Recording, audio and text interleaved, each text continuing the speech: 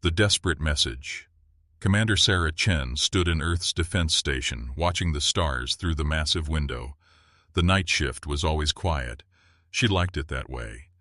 Her coffee had gone cold hours ago, but she didn't care. Everything was peaceful. Then every screen in the station exploded with light. Red alerts screamed. Warning sounds filled the air. Sarah's coffee mug crashed to the floor. "What's happening?" Sarah shouted over the noise. "Commander, we're getting a message!" Officer Tom Bradley's fingers flew across his keyboard. It's not from any human ship." The main screen flickered. Strange symbols appeared. Circles, triangles, shapes that hurt to look at. Then the symbols changed to broken English words. "Please, help. Anyone who hears." Sarah's heart pounded. "First contact? Here? Now?" The message continued, each word appearing slowly, like whoever sent it was dying. "They come. They kill. Children crying. Cities burning. Please." Then the screen showed images. Sarah gasped. Her team stood frozen in horror. Alien cities burned under purple skies. Strange beings with blue skin and 4 arms ran through streets. Behind them, massive black ships fired red beams. Buildings turned to dust. Children, alien children with large silver eyes, screamed for their parents. "My God," Tom whispered. "It's a genocide." Sarah grabbed her communication device. "Get me Earth Command. Now!" The images kept coming. Piles of dead aliens. Black armored soldiers executing surrendering civilians. A female alien holding her dead child, her face twisted in grief that needed no translation. More words appeared. "We are Zalari. Peaceful traders. Never hurt anyone. Craven Empire destroying us. 3 billion already dead. Please, if anyone has mercy, help us." General Morrison's face appeared on the side screen. His expression was grim. "Commander Chen, we're seeing this too. Every human station is receiving this message." "Sir, we have to do something," Sarah said. "The Zalari..." Morrison pulled up files. "We've traded with them for 50 years. They sell us minerals. They've never had weapons. They don't even have a military." "And the Craven Empire?" Sarah asked. Morrison's jaw tightened. "Conquerors. They take what they want, destroy what they don't need. The galaxy fears them." The message repeated, weaker now. "Please, we have children. We never hurt anyone. Why won't anyone help us?" Sarah felt rage building in her chest. On the screen, a Zalari child no bigger than a human 5-year-old tried to wake up its dead mother. "How long until the Craven finish them off?" Sarah asked. "At this rate, 48 hours, maybe less." Tom looked up from his station. "Commander, I'm picking up responses from other species. The Altarians say it's not their problem. The Vega Coalition says they can't risk war with the Craven. Everyone's ignoring them." Sarah's hands formed fists. "They're all cowards." General Morrison was quiet for a moment. Then he spoke. "The Zalari don't know what we are. None of them do. They think Earth is just another weak young species. They're sending this message to everyone, hoping someone, anyone, will care enough to help." "They don't know we're from a death world," Tom said softly. Sarah looked at the burning cities on the screen, at the crying children, at the desperate message playing over and over. "Sir," Sarah said to Morrison, "request permission to prepare the fleet." Morrison's eyes were hard as steel. "How many ships do you want?" "All of them." Tom's eyes widened. "Commander, that's 500 battleships. That's our entire war fleet." Sarah turned to him. "They killed 3 billion civilians, Tom. Children, families, people who never held a weapon." She looked back at Morrison. "We send everything. We show the Craven Empire what happens when you hurt the innocent." Morrison nodded slowly. A dangerous smile crossed his face. "The galaxy thinks humans are weak. They think our kindness is weakness. Time to teach them the truth." "Sir?" Tom asked. Morrison stood up. "Prepare all ships. Load all weapons. Wake up every soldier." His voice turned to iron. The Zalari asked for help. They're about to get an army. Sarah looked at the message one more time. The words were barely visible now, fading like the species sending them. Please, anyone. She put her hand on the screen, over the image of the crying child. Hold on, she whispered. The humans are coming. Outside the station, lights began turning on. 1 ship, 10 ships, 50, 100, 500 massive battleships powered up their engines. The stars themselves seemed to dim beside the human war fleet. The Zalari had cried for help. They had no idea what was about to answer. The arrival. Captain Marcus Thompson stood on the bridge of humanity's flagship, the Earth's Vengeance. Around him, 500 battleships moved through hyperspace like hungry wolves. The walls vibrated with raw power. His crew worked in perfect silence. Everyone knew what they were heading toward. Captain, his navigation officer reported, 30 minutes to Zalari space. Marcus nodded. He opened the fleet-wide communication. All ships, this is Captain Thompson. Remember, the galaxy thinks humans are weak because we choose peace. Today, they learn why we can afford to choose peace. Meanwhile, on the Zalari homeworld, death walked the streets. Elder Carricks huddled with 50 survivors in a collapsed building. Outside, craven soldiers hunted them like animals. A small Zalari child whimpered. Her mother quickly covered her mouth. Shh, little one, the mother whispered. We must be quiet. Too late. The wall exploded. Craven soldiers poured in, their black armor reflecting the fires outside. Their leader, Commander Thax, laughed. It sounded like breaking glass. Found more rats hiding, Thax said. Kill them all. Make it slow. Elder Carrick stood up, his old bones shaking. Please, we surrender. At least spare the children. Thax grabbed Carricks by the throat, lifting him off the ground. You sent a distress signal to the entire galaxy. Did anyone come? No, because you're worthless. The galaxy knows. Only the strong deserve to live. He threw Carricks against the wall. Bones cracked. Above them, in the Craven command ship, Supreme Warlord Grax watched the destruction with satisfaction. His lieutenant approached. Warlord, we've detected something in hyperspace. Probably traitors running away, Grax said. Ignore them. Sir, it's coming toward us. Grax turned, annoyed. Who would be stupid enough to... Space itself seemed to scream. 100 miles above the planet, reality tore open. A massive hyperspace portal bigger than anyone had ever seen ripped across the sky. The Zalari and Craven both looked up. One ship emerged, black as night, massive beyond belief. Then another, and another, and another. The portal kept vomiting ships. 10, 50, 100, 200. 500 ships, the Craven scanner officer screamed. Impossible! No one has a fleet that size!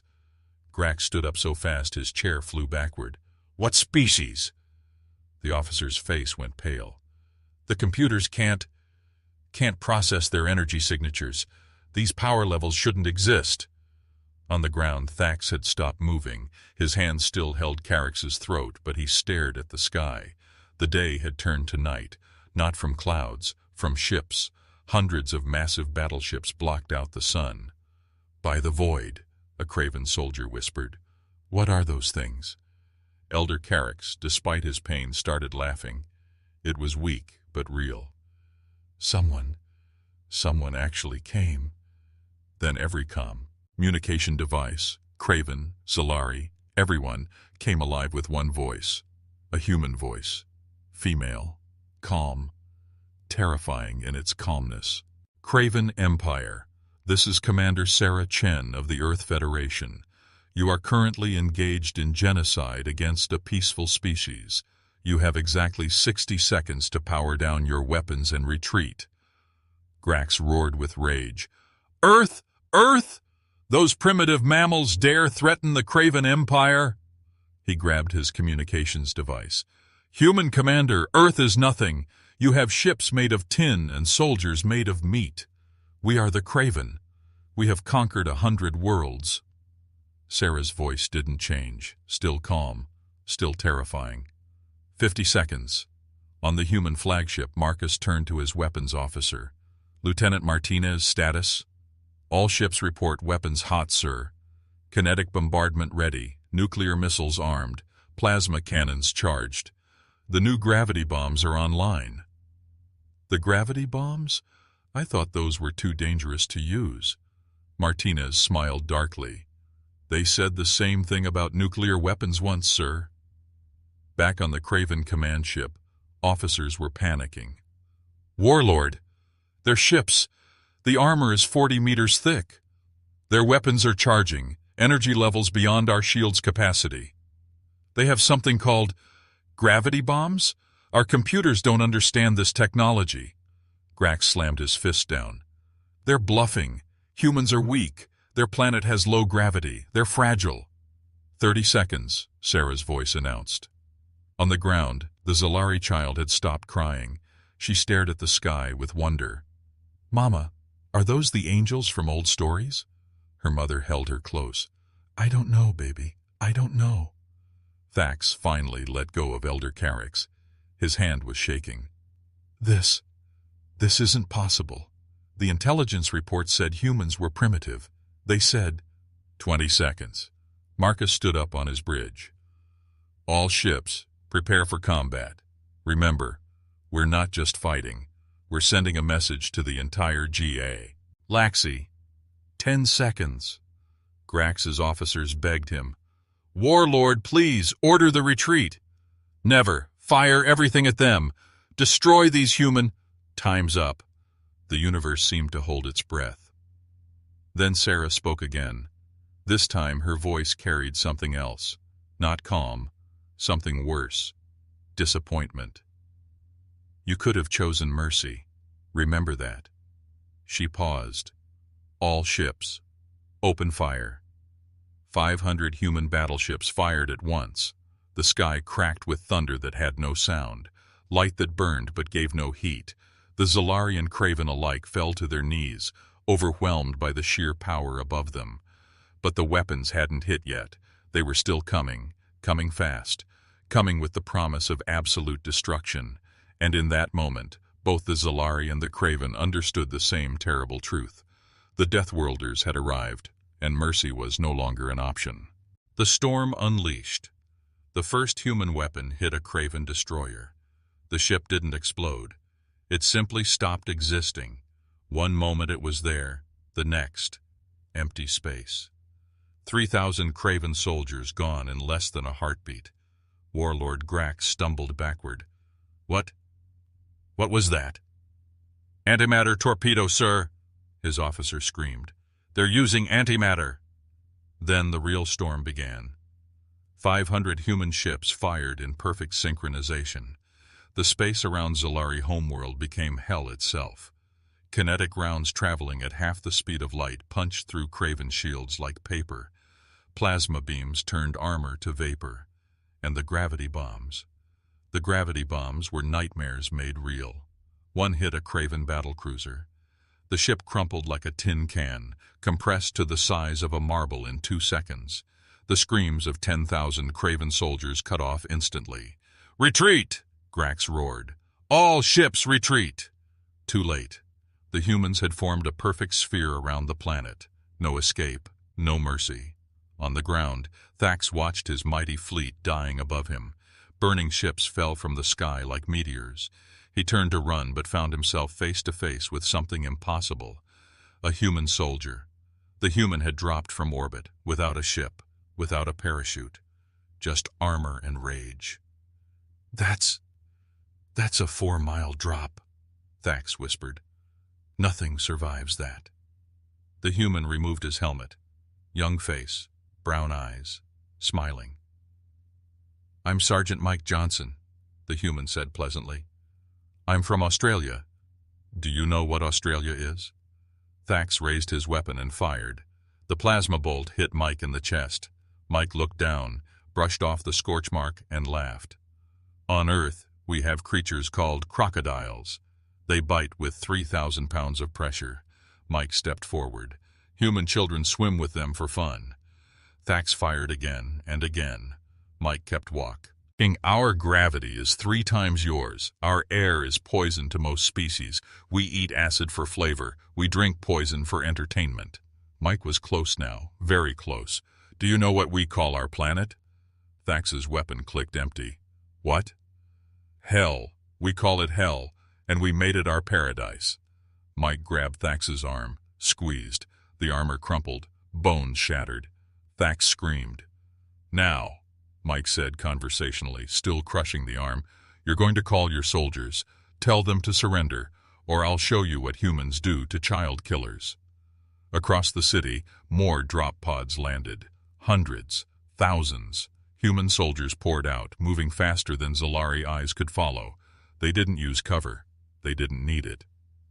A group of 20 Craven soldiers fired at a single human female. She walked through their plasma fire like it was rain. When she reached them, she didn't use her weapon. She used her hands. The Craven learned that humans had evolved on a world where everything tried to kill them, and humans had won. Elder Carrix watched in stunned silence as a human soldier picked up a Craven tank, and threw it into a building. How? Carrix whispered. The Zalari child who had been crying earlier tugged on her mother's arm. Mama, look. The scary people are saving us. She was right. Every human soldier ignored the Zalari completely, focusing only on the Craven. One massive human male stood in front of a group of Zalari children, using his own body as a shield. Plasma fire bounced off his armor as he gently pushed the children toward safety. Go on, little ones, he said softly. The bad people can't hurt you anymore. In space, the slaughter continued. Captain Marcus watched as another Craven ship tried to ram them in desperation. Sir, collision course, Martinez warned. Let them come, Marcus said calmly. The Craven ship hit the Earth's Vengeance at full speed. The Craven ship shattered like glass against a mountain. The Earth's Vengeance didn't even shake. Sir, we're receiving a transmission from their flagship. On screen, Warlord Grax appeared. His face was bleeding. His bridge was on fire. Half his crew was dead. Please, Grax begged. We surrender! We surrender! Stop this massacre! Sarah's face appeared on another screen. Massacre? Like what you did to 3 billion Zalari? That was war. This is judgment, Sarah finished. But we're not like you. Order all your forces to stand down. Now! Grax scrambled to his communicator. All Craven forces stand down. Drop weapons. Surrender immediately. Across the planet, Craven soldiers dropped their weapons and fell to their knees. They'd conquered 100 worlds.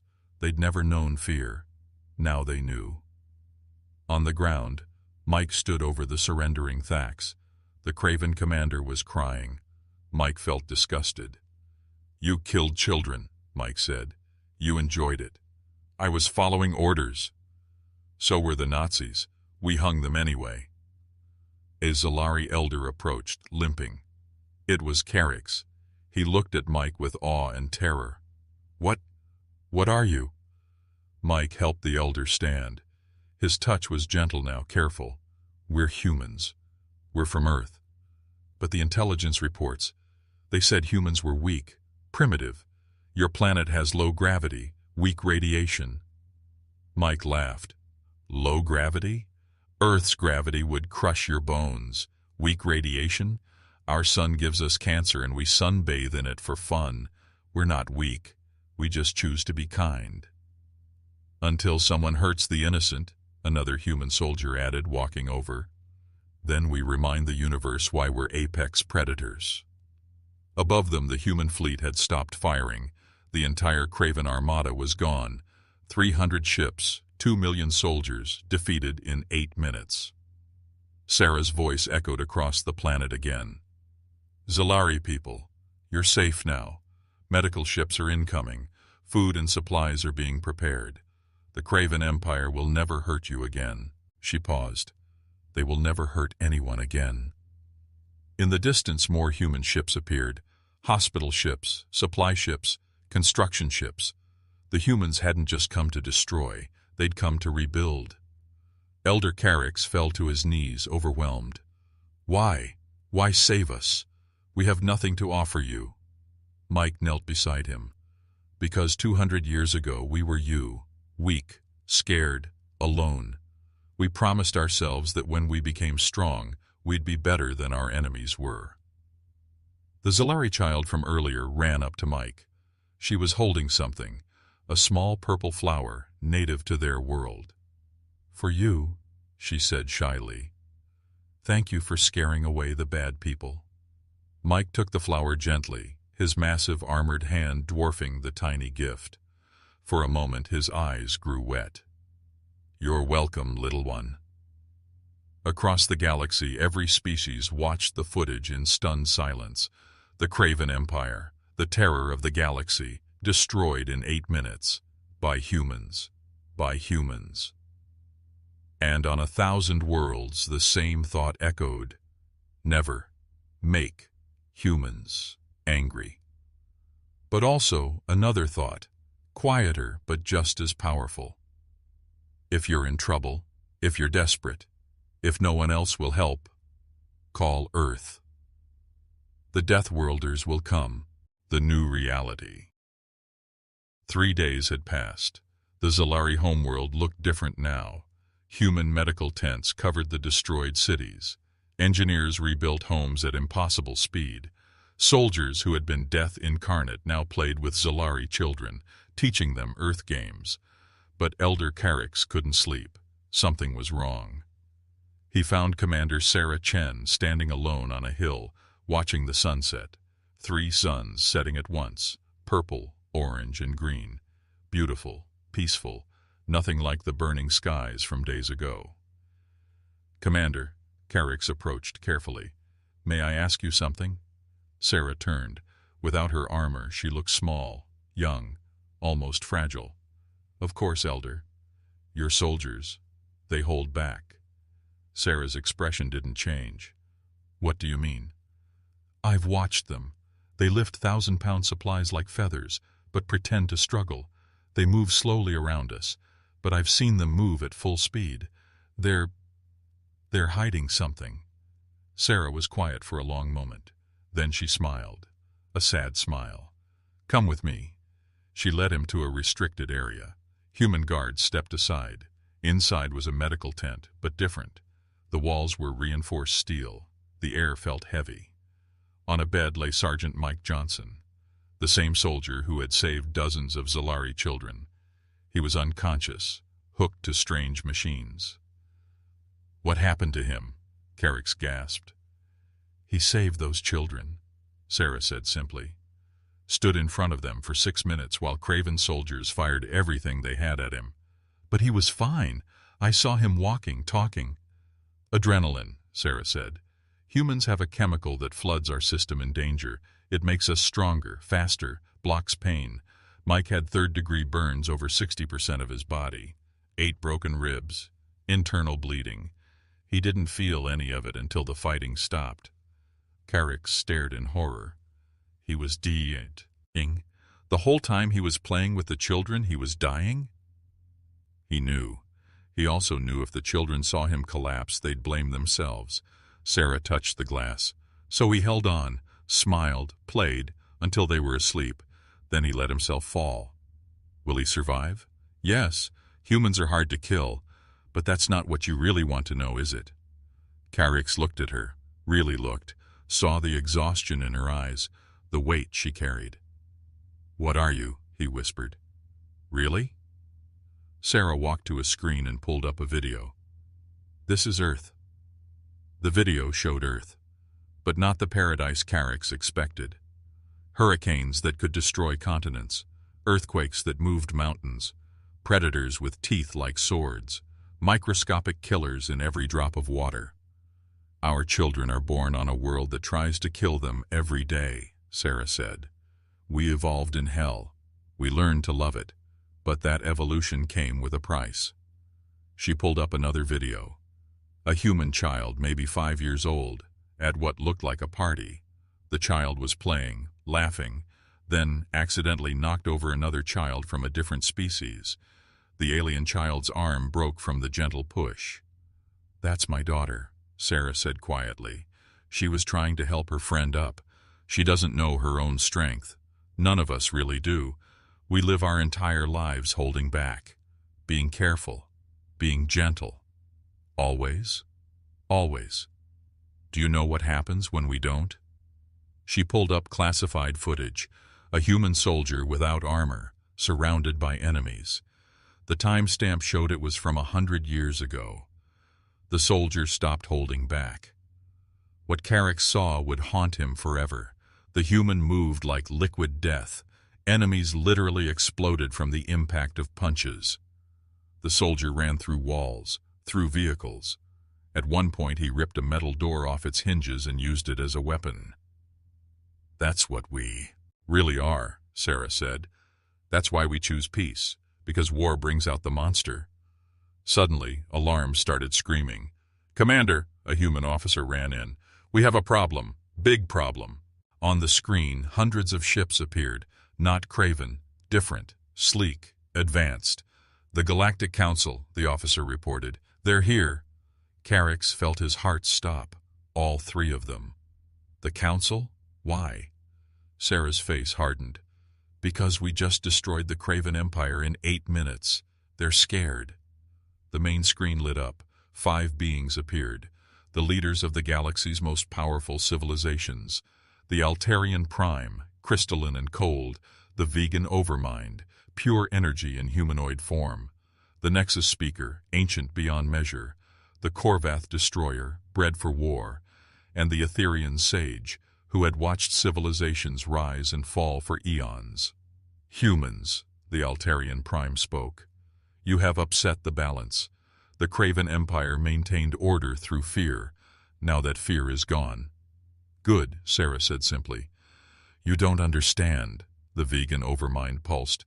"Without the Craven, 17 territorial disputes will escalate to war. 43 trade routes will collapse. Chaos will consume the galaxy." "Then we'll stop that too," Sarah said. The council members looked at each other. The Korvath Destroyer leaned forward. "You? You'll police the entire galaxy?" "No, we'll do better." Sarah stood straighter. "We'll teach them what we learned. That the strong must protect the weak. That power without compassion is meaningless." The Etherian Sage laughed. It sounded like dying stars. "You think you're strong enough to change the galaxy's nature?" Sarah smiled. That same sad smile. "Would you like a demonstration?" She pressed a button. Every human ship in orbit, all 500, powered their weapons simultaneously. But they didn't aim at the Council fleet. They aimed at empty space. Fire. 500 beams of impossible energy lanced out. They converged at a single point, creating something that shouldn't exist. A miniature black hole. Controlled. Conte. Then, with another command, they made it disappear. The Council's screens went crazy. The power readings were impossible. The technology was beyond their understanding. "That was 1% of our maximum output," Sarah said calmly. "Would you like to see 2%? Silence. For the first time in 10,000 years, the Galactic Council was afraid. The Nexus Speaker finally spoke. "What do you want?" "Nothing," Sarah said. "We want nothing from you. But we're done watching genocides. Done watching the strong feast on the weak. From now on, any species that calls for help, we answer. Any empire that commits genocide, we end. Any civilization that preys on the innocent meets us. You can't police the entire galaxy. Watch us." Marcus appeared on another screen. "Commander, we're receiving distress signals. 17 different species, all reporting attacks now that the Craven are gone." Sarah turned back to the Council. "You were right. Chaos is starting. But not for long." She addressed her fleet. "All ships divide into strike groups. 17 civilizations need our help." "You're going to split up?" The Korvath Destroyer couldn't believe it. "That's only 30 ships per conflict." "More than enough," Sarah said. Then to her fleet, "Remember, we're not conquerors. We're protectors. Move out." The human fleet scattered like seeds in the wind, each group heading to a different crisis. The Council watched in stunned silence. Elder Carrick stepped forward. "I want to show you something." He led them outside. In the refugee camp, a Zalari child was sitting with Mike, who was now awake but still recovering. She was teaching him a Zalari song. He was teaching her how to make paper airplanes. That, Carrick said, is what humans really are. Not the monsters you fear, not the death they can bring, but this: protectors, teachers, friends. The little girl with Sylve's eyes looked up at the Council's projection. The humans saved us when you wouldn't. They're not scary. You are. The Council said nothing. What could they say? Sarah's communicator buzzed, reports flooding in. Human strike forces arriving at 17 different conflicts. Pirates fleeing. Warlords surrendering. Invasions stopping. In one day, humans had done what the Council couldn't do in millennia. Brought peace. The Etherian sage spoke one last time. What are you calling yourselves? This new role you've taken? Sarah looked at Mike with the child, at her soldiers helping rebuild, at the grateful Zalari, at the fearful Council. We're exactly what we've always been. Humans. The only difference is now the galaxy knows what that means. She turned to walk away, then stopped. Oh, and spread the word. Any species that needs help, any civilization facing extinction, any child crying for rescue, tell them to call Earth. We'll always answer. The Council's projection flickered out. They had nothing more to say. That night, across the galaxy, the message spread, not through official channels, not through government broadcasts, but through whispers, through hope. The Deathworlders weren't conquerors, they were guardians. And for the first time in galactic history, the weak had protectors with teeth. Elder Carricks found Sarah again as Earth's ships prepared to leave. Will you really answer every call? Sarah looked up at the stars. So many worlds, so much suffering, so much work to do. Every single one. Why? She smiled, this time not sad, determined. Because we remember being scared. We remember being weak. We remember crying for help into the dark. She looked at him. But mostly because we can, and when you can help, you must. That's what makes us human. The flagship's engines powered up. Time to go. 17 civilizations were waiting for salvation. As the humans left, the Zalari child who had given Mike the flower waved at the sky. Bye, scary angels. Come back soon. Mike's voice echoed from the ship's speakers. We wish to touch ill little one, whenever you need us. The ships vanished into hyperspace, but their promise remained. The galaxy had protectors now, Deathworlders with hearts, monsters who chose to be heroes, humans